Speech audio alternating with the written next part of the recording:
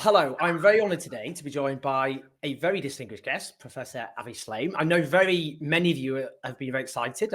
I gave people a heads up that I'm talking to you today, Avi. So thank you so much for joining me. For those who don't know, very distinguished historian, specialist, of course, in the Middle East, Israel, Zionism. And in the current horror, one of the best pieces of work that I've certainly read was by you in Prospect magazine, and that went viral.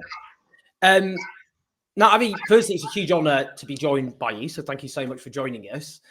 I just want to start by talking about yourself, if that's okay, because you've got a very fascinating and relevant backstory, and I think we'll end up going full circle with this, actually, by the end. You're Jewish, and you were born in Iraq. So just wondering if you want to tell us just a bit about that history, because it's obviously extremely relevant. I was born in Baghdad in 1945 to a Jewish family. And when I was 5 years old, my family moved to Israel.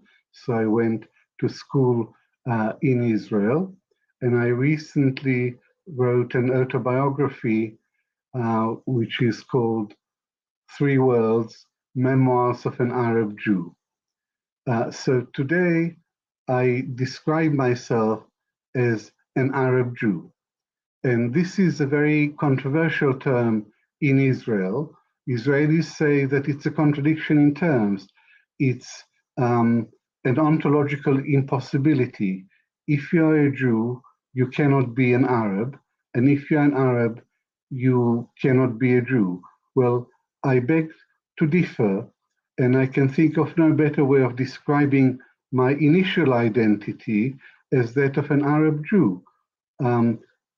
We were Arab Jews in Baghdad. We spoke Arabic at home. We spoke only Arabic at home. Our culture was Arab culture. Our customs were Arab customs. My parents' music was a nice blend of Jewish and Arabic music. And there was a Jewish community in every Arab state throughout the Arab world. And the Jewish community in Iraq was the most prosperous, the most successful, the most well integrated community, and it contributed to nation building at every level. So the Jews were a very positive element in Arab society in the 1930s and 40s. This all changed with the establishment of the State of Israel in 1948 and the defeat of the Arab armies in Palestine. There was a backlash against the Jews, and it was this backlash that uprooted my family and myself. But I still like to describe myself as an Arab Jew, controversial as it is, because I'm proud of being Jewish, and I'm equally proud of being an Arab. I'm proud of my Arab heritage, and I don't see any contradiction between the two. And my memoirs have aroused a lot of interest in the Arab world because anyone who was born after 1948 has no idea that once upon a time there was a very extensive Jewish community that lived in the Arab world, and for the most part lived in harmony with coexistence. And for my family and myself, Muslim-Jewish coexistence was not an ideal, was not an abstract idea, it was our everyday reality. And it is this world that has been, this old world, very happy world, was swept away in the 20th century by the Cold War, cold winds of nationalism. And it's that world that I wanted to recreate, reanimate in my memoirs. And as you suggested, hopefully we'll end up in a full circle and come back to this idea of Jewish Muslim coexistence, possibly in one democratic state in Israel-Palestine. I think that is how we will go full circle. I should also explain, by the way, I mean, I spoke before, I'm in Paris. There's building work currently going on. So I'm silencing myself, which will be to the delight of much of my audience. But we will go full circle with what you just said by the end. Now, I'm just interested in your thoughts about the evolution of Zionism. And I'm interested in this because the left, and this is perhaps something that the left could be self-critical about, but it's a history people don't realize. The left used to have quite a different relationship with Zionism. And indeed, when Israel was founded, much of the left supported that. I mean, I'm not sure if we conflate the Soviet Union with the left, but the Soviet Union at the time was the first state to de jure back the foundation of Israel. People might remember 1985, Neil Kinnock's famous speech when he attacked Militant, and Eric Heffer walked off the stage, very much a left-wing stalwart, also a Zionist. Tony Benn used to denounce the PLO. It's quite interesting that history is often not discussed. And I'm just wondering what you thought about that, how Zionism was originally seen, but whether what we see now is actually the logical endpoint and evolution of Zionism. It used to have these socialist pretenses, but it was always based on that mass displacement of the Palestinians, the Nakba, which at the time, much of the left didn't even talk about. So I'm just wondering what your thoughts about how Zionism was originally seen and whether its reality was airbrushed and whether you see it's developed now as its inevitable endpoint. Zionism was a liberal ideology and based on universal values like freedom, independence, justice, and equality. And in the 1950s, Israel was indeed a socialist icon. And because it was democratic, because it was socialist, because it was progressive, it received a huge amount of international sympathy and support. But Israel has evolved a long way from that early period. And we will probably come back to that later. What happened in reality is that Israel mistreated the Palestinians. Israel embarked on the systematic takeover of Palestine, and a huge gap developed between the Zionist rhetoric, the Zionist ideal, and the reality of Israel's treatment of the Palestinians on the ground. And the Zionist founding fathers filled this gap with humbug and hypocrisy. Now, Noam Chomsky once said that settler Zionism is the most extreme and vicious form of imperialism. The Palestinians have had the unique misfortune of being at the receiving end of both Zionist settler colonialism on the one hand and Western imperialism on the other hand. First, during the British Mandate, when it was Britain, and since 1948, it's been American imperialism that has supported the Zionist project. So Zionism was increasing, or rather the State of Israel was increasingly seen as an imperialist power allied to America.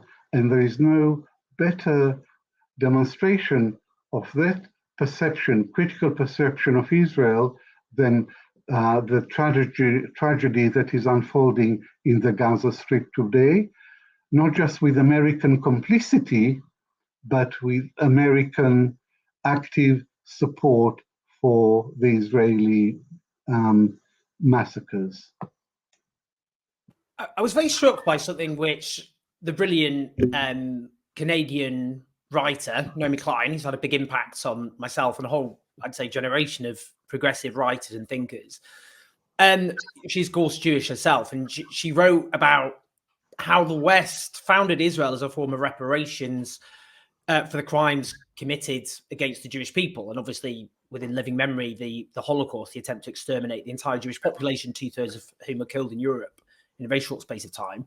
But she said that involved granting a form of exceptionalism, whereby, for example, the forms of colonialism that the West was at that time increasingly being forced to abandon because of the struggle of the peoples who'd been colonized, but Israel almost was given an opt-out out of that, and a form of exceptionalism.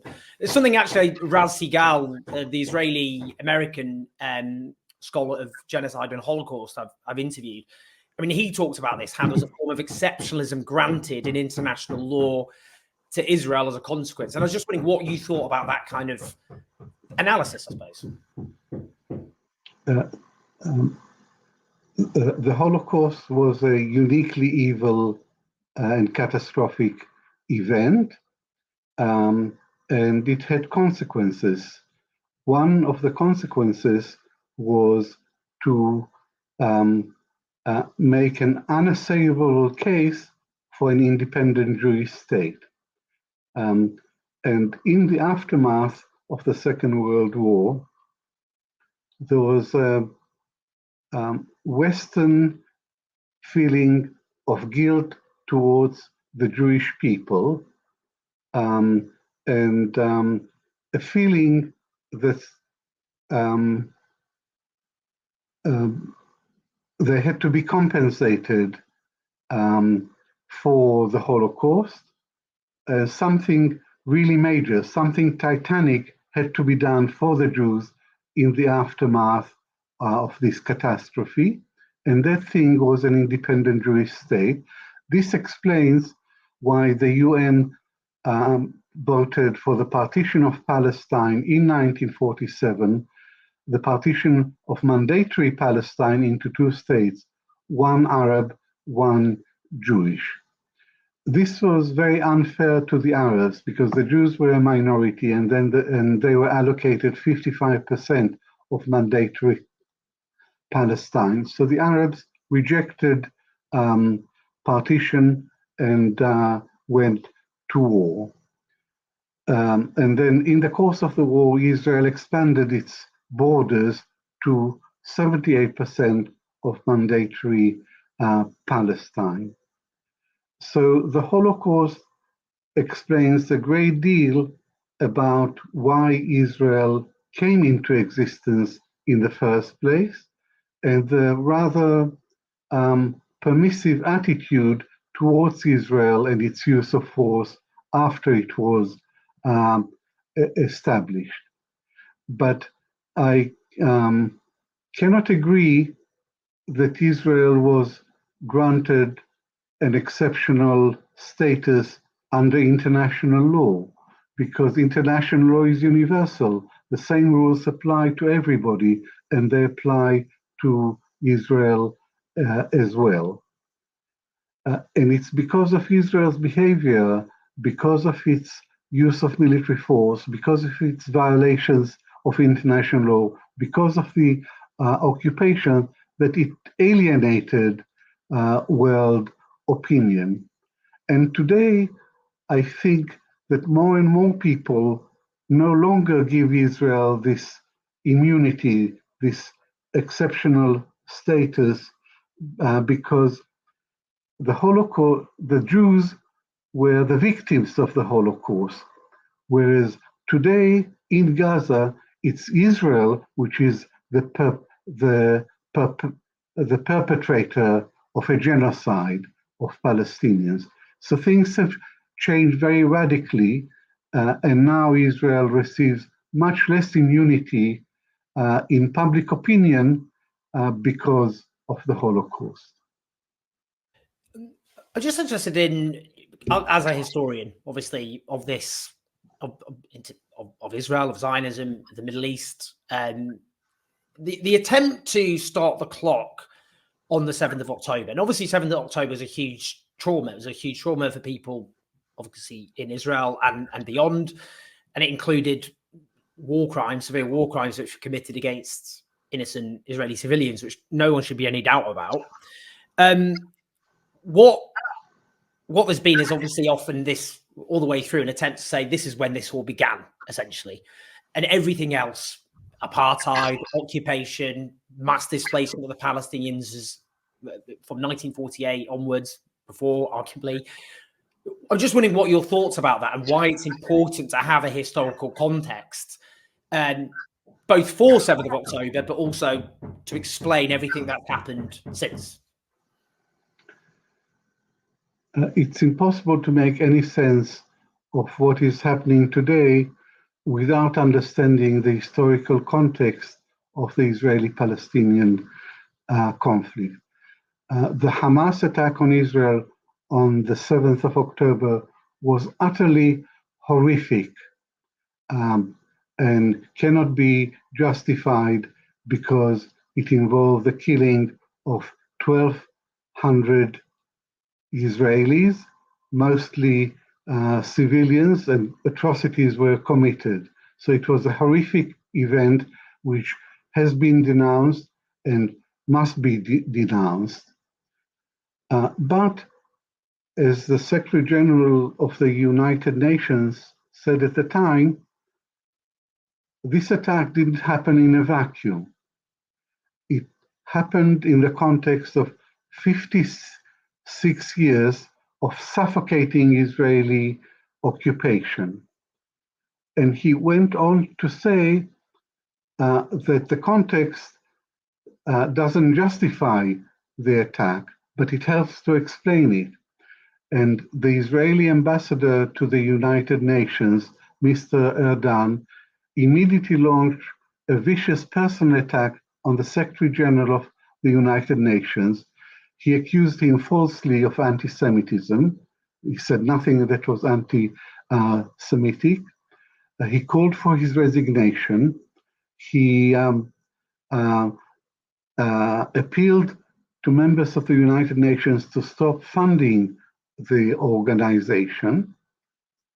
And he even said that the Secretary General of the UN is a threat to world peace. Now, there is nothing new about Israeli hostility towards the UN, but the contrast between the civility, the decency, the humanity of the Secretary General and the crudeness and the crassness of the Israeli representative is very striking.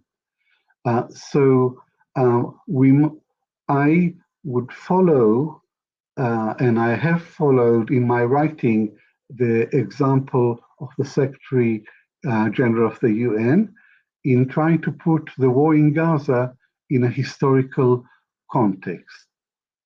And the brief historical context, the long historical context would take us back to the Balfour Declaration of 1917. But I would like to start with the Israeli occupation of Gaza in 1967, and the fact that the Palestinians for 56 years have been living under occupation, the most prolonged and brutal military occupation of modern times. So this is the everyday reality for Palestinians on the West Bank and Gaza, a brutal military occupation, arbitrary occupation that denies them independence, denies them human rights, denies them all of the basic rights that every people is entitled to.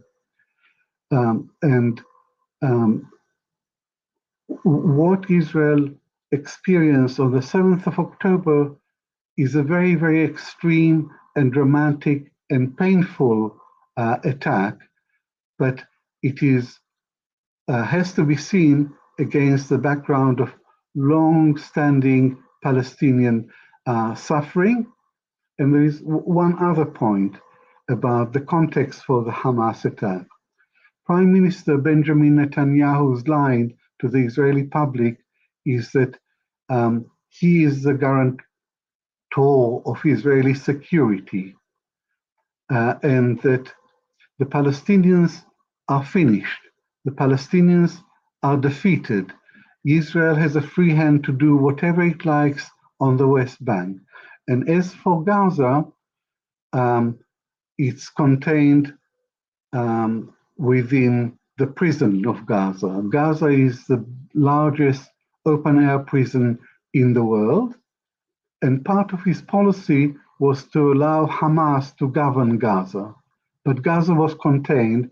There was an Israeli blockade of Gaza, which has been in force for 16 years, and a blockade is a form of collective punishment which is prescribed by international law. After the Hamas attack on Israel, Israel extended the blockade that had inflicted so much suffering on the Palestinians in Gaza, and now they cut off water, food, medical supplies, and fuel. So they use starvation as a weapon of war. This is a new level of brutality, of cruelty, even of sadism. So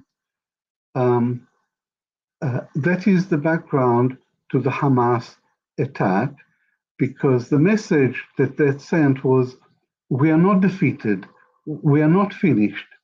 And Hamas, it's true that the Palestinian Authority doesn't represent any resistance. Indeed, the Palestinian Authority in Ramallah has become a subcontractor for Israeli security. That's why it doesn't enjoy legitimacy. And Hamas said, we are still here. We cannot be ignored. And we continue to lead the national struggle against the occupation. And there was one other reason for the timing of the Hamas attack, and that is that America persuaded a number of Arab countries, 4 Arab countries, to sign the Abraham Accords with Israel. And America put very strong pressure on Saudi Arabia to join the circle of the Abraham Accords. And there was a deal that was on the table. It would have taken a few more weeks, and Saudi Arabia would have joined the circle of Arab states who are at peace with Israel. And Hamas wanted to prevent that. Indeed, at the very least, Saudi Arabia has suspended the attempt to sign a peace agreement with Israel. The Abraham Accords represent a stab in the back to the Palestinians because they give Netanyahu what he wants. Netanyahu's line is that Israel can make peace with the Arab states without making any concessions to the Palestinians. And he seemed to be vindicated. But now, as a result of the Hamas attack, it is clear that the Arab world cannot continue to ignore the Palestinians, and that the Palestinians are going to continue to put up resistance to the occupation. I'm interested in how you termed Israel's onslaught against Gaza state terrorism. Terrorism has been used by Western states basically to claim their violence is legitimate and moral, and in contrast to their opponents. It's a very politicized term, terrorism. It is interesting, actually, in the context of the so-called Daher doctrine developed in the 2006 Lebanon war, in which essentially Israeli strategy is to you inflict terrible damage on civilian populations with terrible civilian fatalities in order, in the context of Lebanon, to get them to put pressure on Hezbollah and in Gaza to put pressure on Hamas. And a very brilliant Israeli and Palestinian publication called 972 magazine, plus 972 magazine, actually used they spoke to sources of military intelligence to kind of confirm this was actually happening. But I'm just interested in that, your view on state terrorism, Israel, given obviously the official claim of Israel is that this is self-defense, that they're waging self-defense to shut down terrorism. So just what's your thoughts on how terrorism is used and why we should talk about this as state terrorism? Terrorism is the use of military force against civilians for a political purpose. And a Hamas attack on Israeli civilians is a form of terrorism. And an Israeli attack on Palestinian civilians in Gaza for political purposes is a form, in my book, is a form of state terrorism. Now, Israel claims that it has the right to self-defense, and all its Western allies, like Biden, like Rishi Sunak, like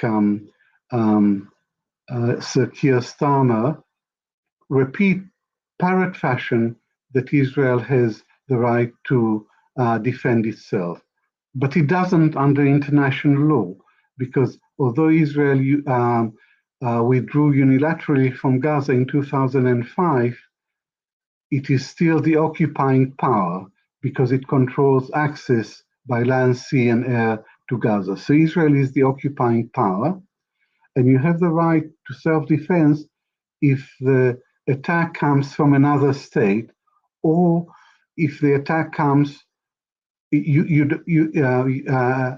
but you don't have the right to self-defense if the attack comes from an area under occupation. To put it more simply, Israel doesn't have the right to self-defense against the people that it occupies.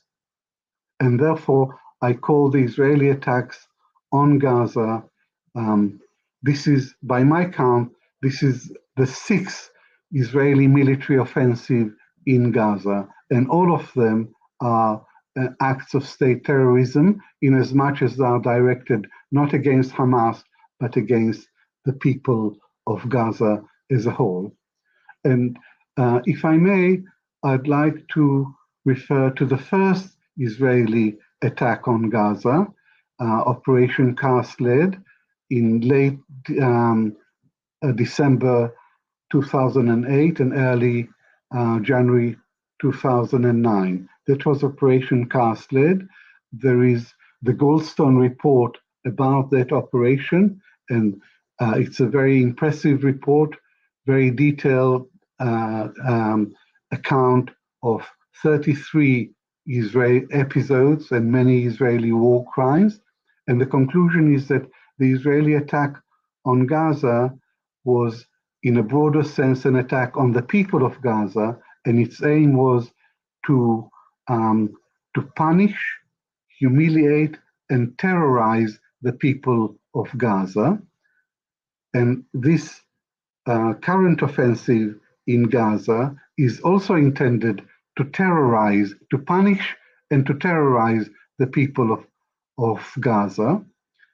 And the strongest argument is the one that you mentioned, the Dahia doctrine. This is a doctrine that was developed by the IDF during the Second War in Lebanon. And what it says is that Israel is entitled to inflict very, very severe damage and suffering on civilians for the purpose of denying the resources, denying their support to in Lebanon it was Hezbollah, in Gaza it's Hamas.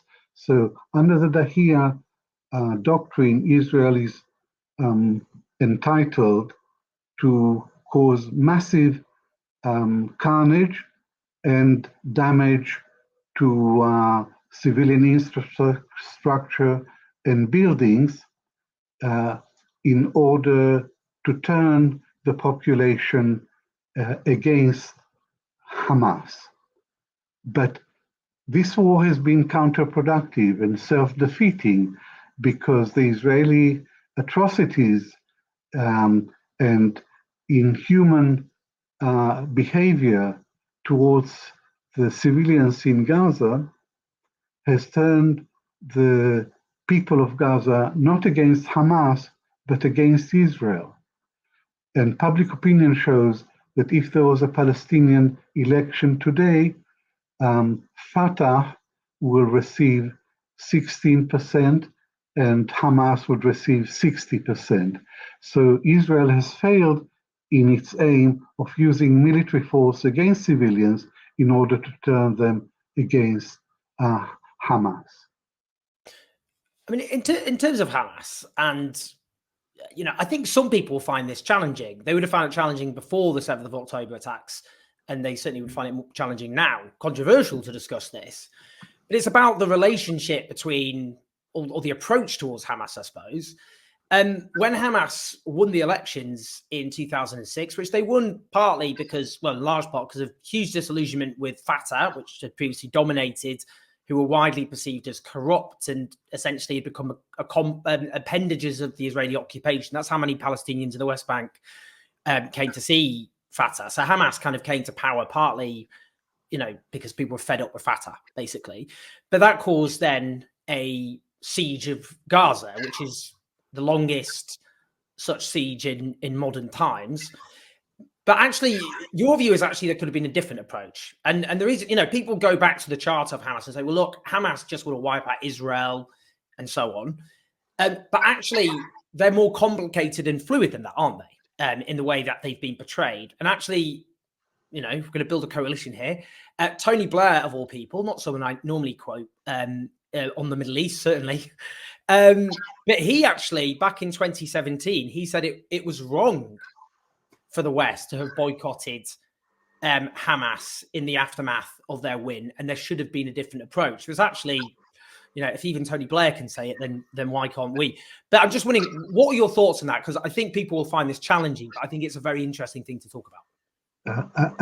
Owen, I'm so glad that you brought up the Palestinian elections of January 2006, because most people have never heard of it, and it's not never mentioned in the current discourse about Gaza.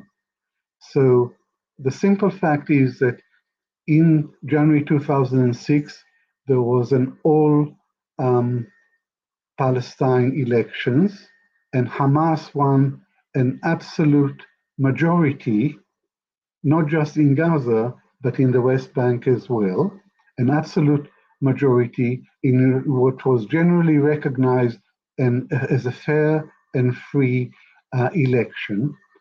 And Hamas went on to form a government, and it was a moderate government, despite the charter.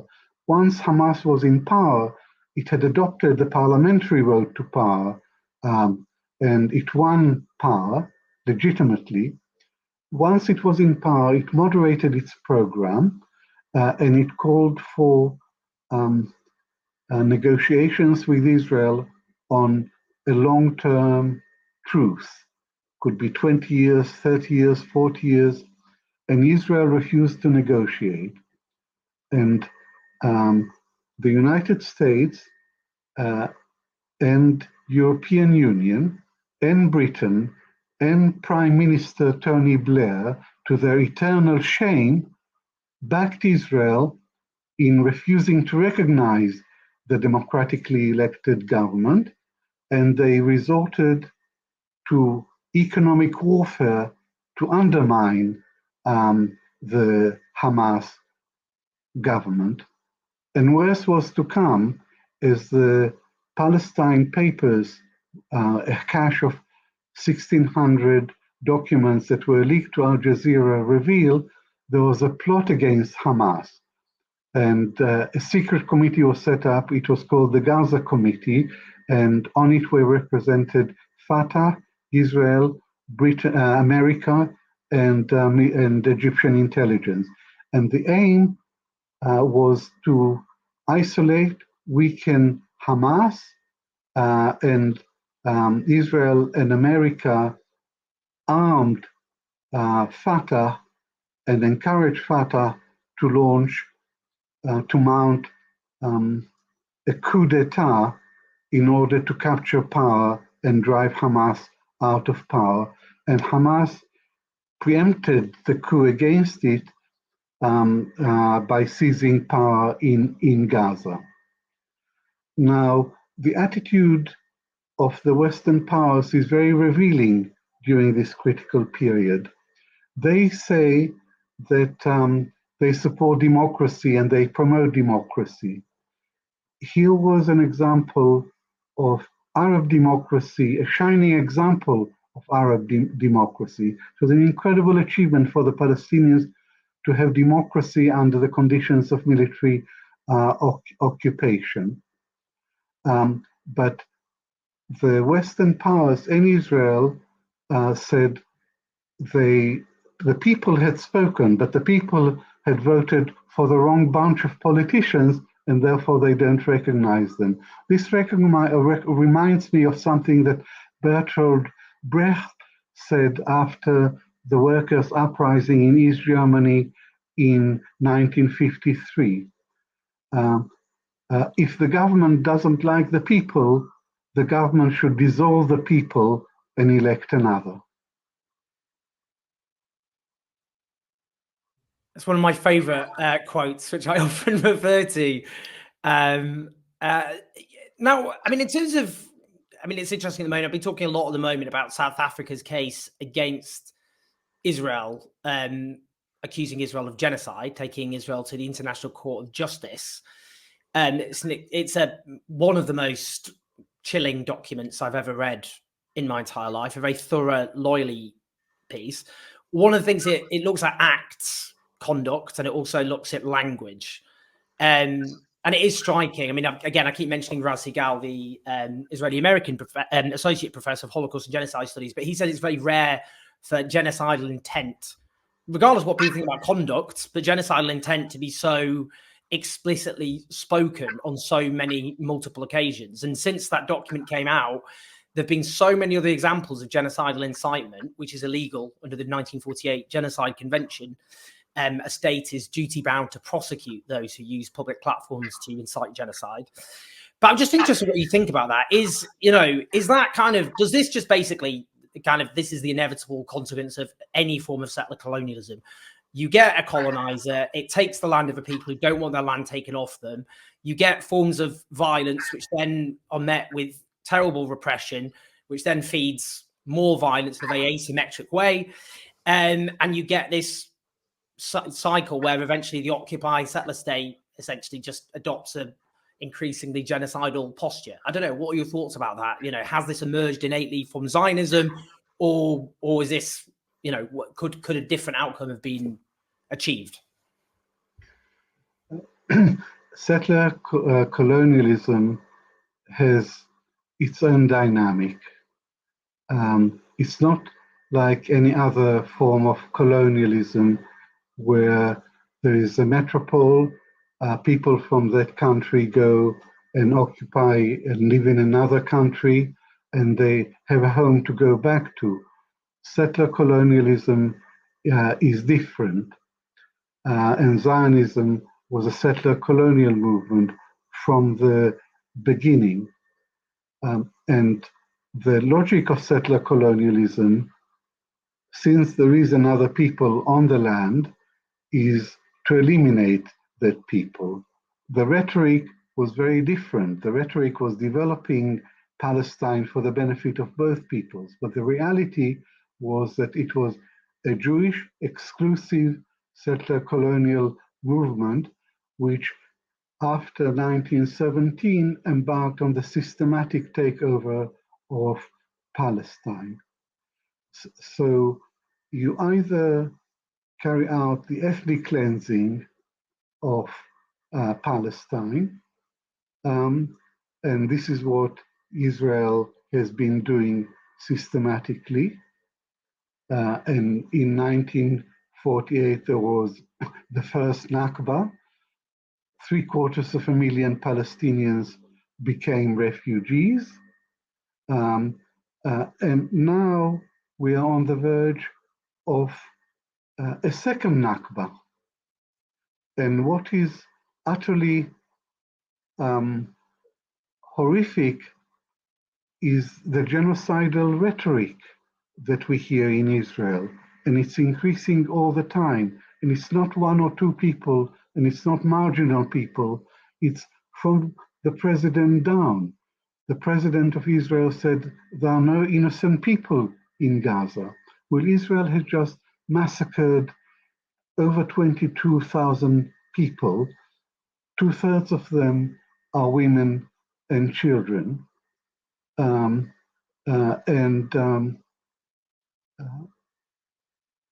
there have been so many other explicit genocidal statements. One rabbi talked about dropping an atomic bomb on Gaza as an option.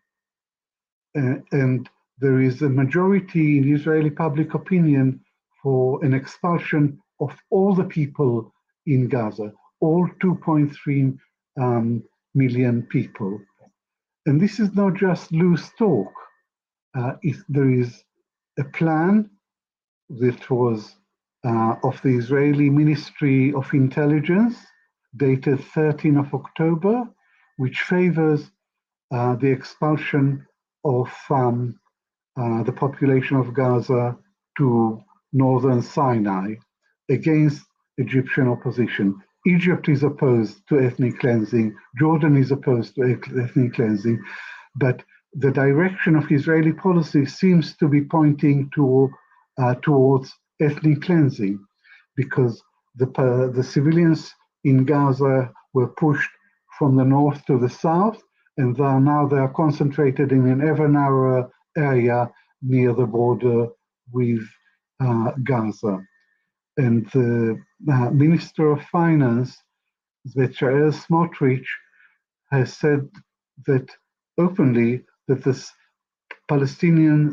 population of Gaza should be reduced from 2.3 million to maybe 100 or 200,000.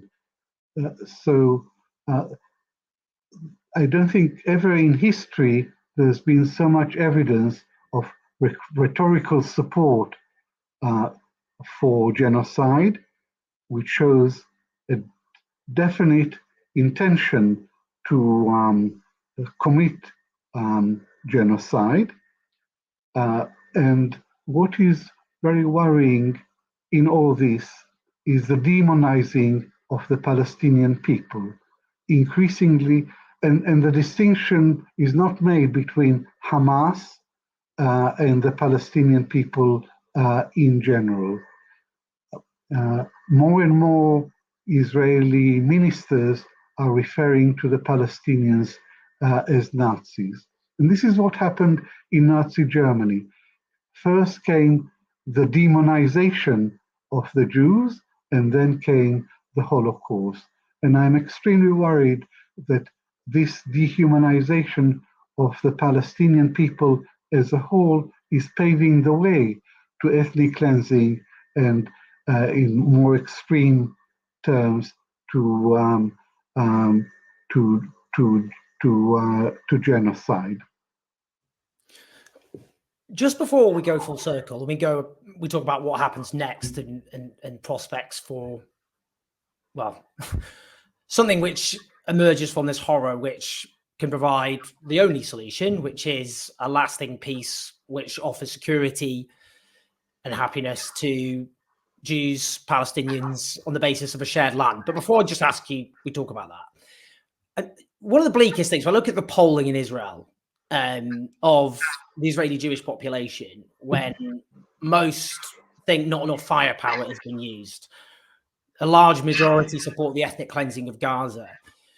One of the reasons I find that so bleak, it is very important to say millions of Jewish people don't live in Israel. I mean, if we look in the US, the Jewish population is more progressive than the average American, and a whole generation of younger Jews are actually at the forefront of the solidarity movement with Palestine at the moment. I think that's something which would worry and disturb Israel very much.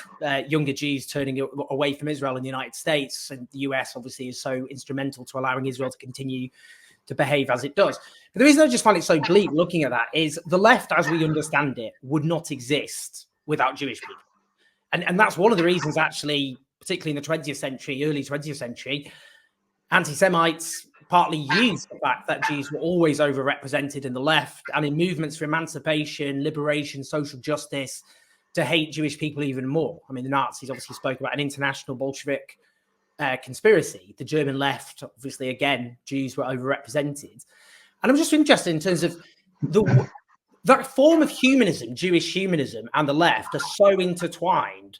And in a way, Israel's had to wage war against it, hasn't it?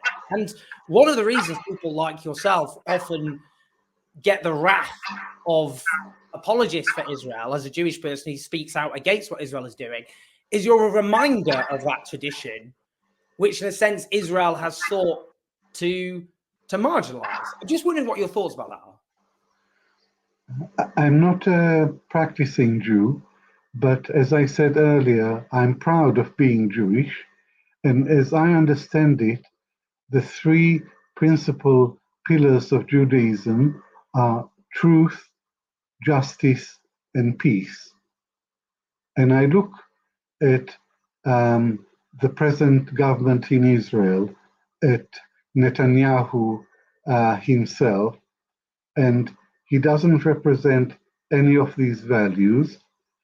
He's a corrupt and mendacious politician who stands trial on serious charges of corruption.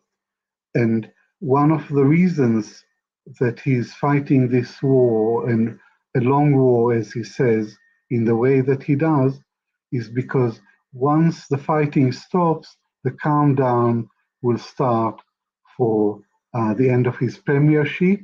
And if he's indicted, he's likely to end up in prison. So this is the kind of person who leads Israel today, and he personifies the ugliest, the most brutal, the most racist, the most xenophobic aspects of the worst kind of Zionism. But he's one person. Then his coalition partners, one coalition partner is Itamar Ben-Gvir, who is the Minister of Internal Security, and he is the leader of a party called Jewish Power.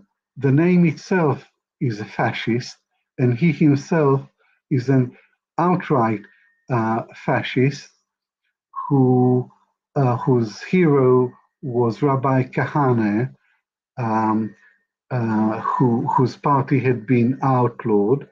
And another hero of Ben Gvir was Baruch Goldstein, who had committed a massacre of 28 Palestinian worshippers in the mosque in Hebron. And there is Bezalel Smotrich, who is a declared homophobe and an extreme Jewish supremacist. And those two are calling for the ethnic cleansing of Palestine, not just from Gaza, but from the West Bank as well. So you have an Israeli government which is the most right-wing and racist government in Israel's history, the most pro-settler, and also the most Jewish supremacist government. So Zionism has evolved over the years, and it had a liberal phase, it had a socialist phase in the 1950s that I mentioned earlier. But today it has moved to the extreme right, and it's a really reactionary, discriminatory, racist, expansionist form of Zionism. This is what Israel is today, and that is why more and more young people in particular have turned against Israel. And as you said, in America, it's not just younger Jews, but the whole community has shifted its attitude towards Israel. So what we have is a disconnect in the West between the governments, the European governments, British government, American government, the governments that remain almost blindly and uncritically pro-Israeli, and the public, which is increasingly pro-Palestinians and increasingly critical of Israel. So we have this disconnect, and one reason that I have for optimism, a very limited reason, is that public opinion has shifted very dramatically in the last 3 months because of the Israeli actions in Gaza.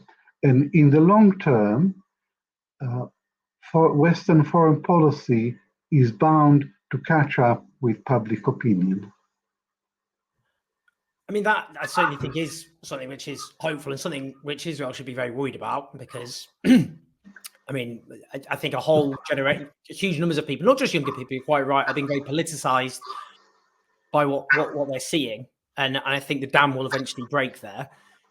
But in terms of the future prospects, because as I've said, there's only one lasting piece here, and that's where this land is shared by Jews, by Palestinians of Muslim, predominantly, but also Christian and other religions, and those of no religion. But I mean, it seems so utopian, this idea of a single democratic state, which I'm fascinated in. I mean, automatically, that's what appeals to people like myself, a single democratic state where all have equal rights. Because we see, Gaza may be left inhospitable, its population driven out, what survives of it. In the West Bank, we're seeing this huge level of just state terror, again, against the Palestinian population, the illegal settlements, in any case, which make it a viable Palestinian state impossible. And, it's been put to me that, even if you got an Israeli state which tried to dismantle those settlements, you basically get a civil war in Israel. That would be essentially what would happen. And also, there's just too much fury and anger now. So many Palestinians have seen what Israel have done and it is doing. And on the other side, you get many Israeli Jews will say, well, they'll know after what they've done that they risk terrible, terrible vengeance. And they've seen 7th of October, so it's not exactly an abstraction. So then how could there ever be the democratic, secular state where everyone has equal rights, which would encapsulate, your background, your heritage shows what is possible. But could it ever be possible, and how do we get there? There used to be a solution to the Israeli-Palestinian conflict, and it's the two-state solution. And there's been a massive international consensus behind a two-state solution. But it has become fashionable to say that a two-state solution is dead. Why is it dead? It's because Israel killed it with the settlements.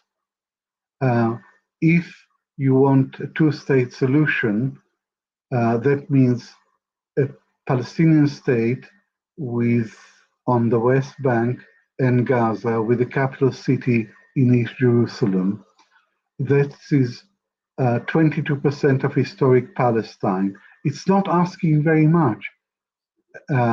It's asking for an independent Palestinian state on a fifth of the homeland.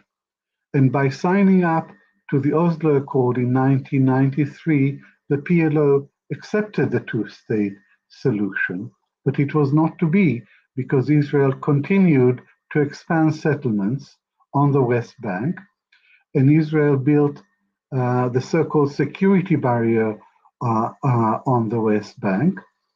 And Israel, by its own territorial expansion, has killed the two-state solution.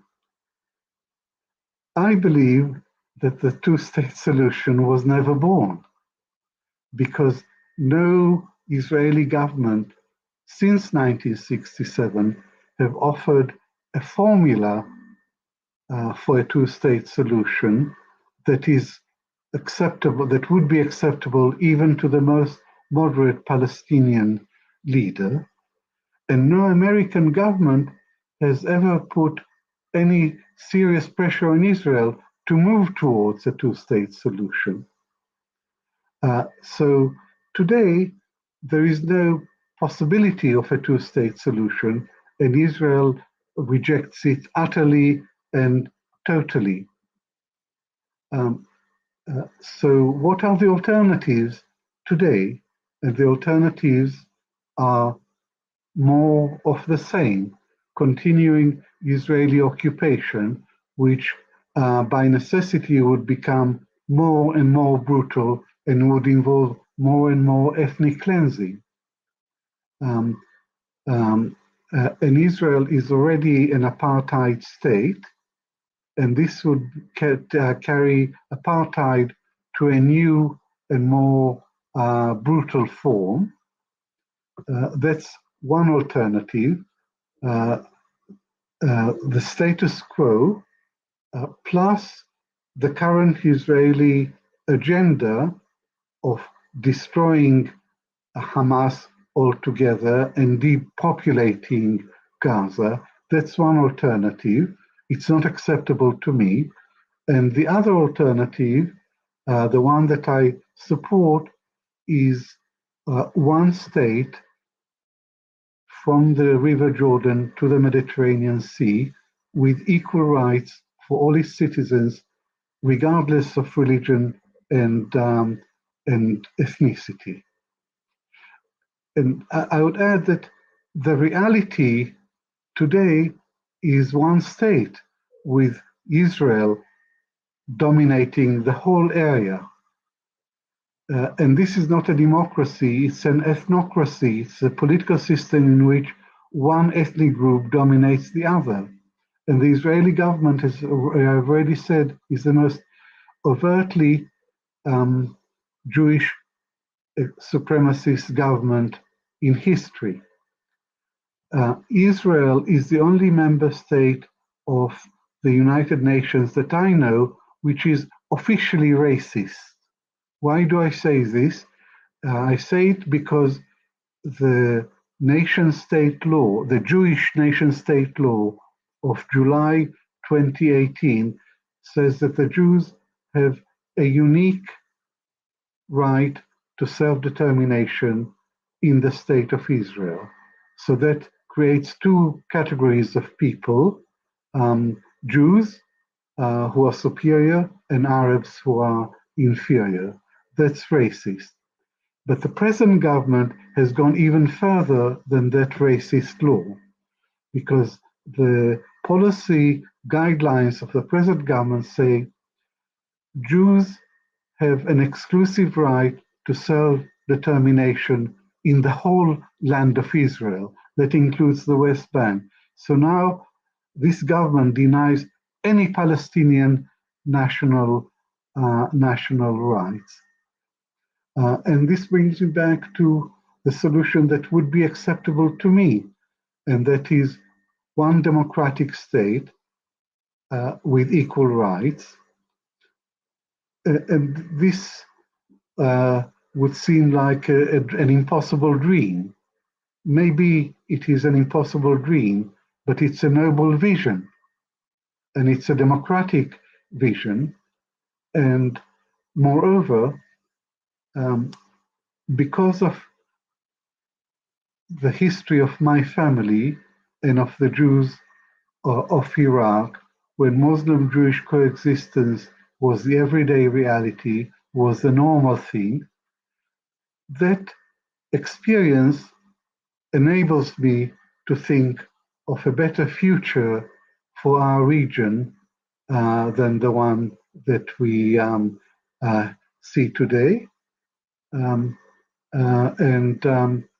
I believe that more and more people would come to see it this way, to see one state with equal rights as the only viable formula, and the only formula that would ensure security for Israel and safety for the Jews, because Israel was created as a haven for the Jews anywhere, but today Israel is the least safe place for Jews in the world, and Israel demands 100% security for itself, which translates into 100% insecurity for the Palestinians, and Israel would never have security unless there is Palestinian independence and equal rights.